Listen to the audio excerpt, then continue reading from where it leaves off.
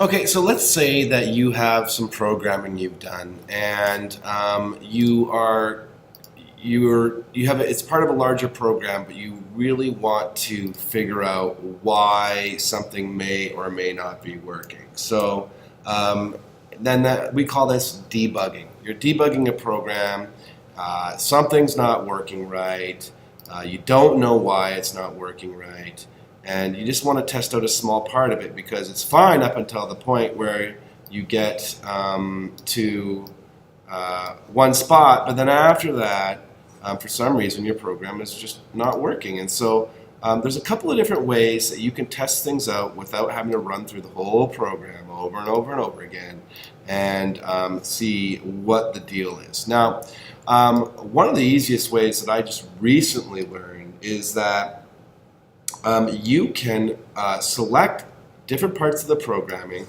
So right now I have, for example, I want to run my program. I have my robot going forward, it turns right, then it turns left, and then it goes straight, and then I want to use the ultrasonic sensor to stop when it's less than 15 centimeters away from something. And I've used my weight block, and I just don't understand why it's not working. So I go ahead, and it's going ahead, 4 rotation, turn, and then it just stops, but it doesn't stop 15 centimeters away. Like I can have it going, like if you watch this, I'll play it again, it's not using the ultrasonic sensor, and I don't know why. I mean, it should be when it's less than 15 centimeters away from something.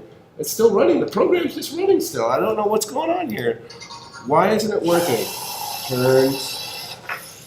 Turn, and then it just stops, even though it wasn't even close to something. So what the heck? And so ultrasonic sensor is obviously the problem is, and you see the lights are still blinking, so the program's still running. So I didn't even get through the end of the program there.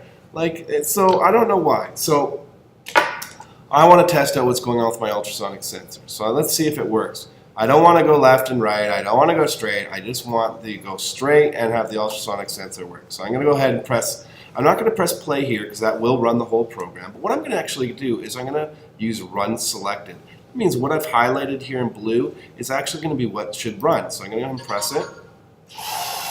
And it just stops. What the heck? So it only ran that part. It's going straight. And for one rotation, oh, wait a second. I have one rotation on there.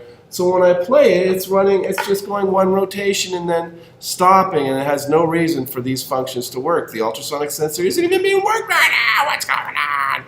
So I'm going to go ahead and change this because now I remember I need to have it on forever if I want to use a sensor, because the sensor has to tell it to stop, not the one rotation. So now I'm going to select it again, these three things, and let's see if it works.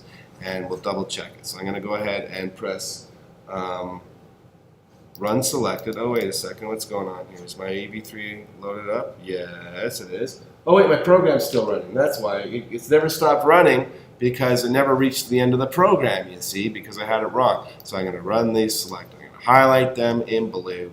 I'm going to say run selected. Oh, that's what happened. So now it's working right. I fixed my problem. I selected just the part I wanted to figure out where I didn't have to get it all worked out, run it all the way through to test it out.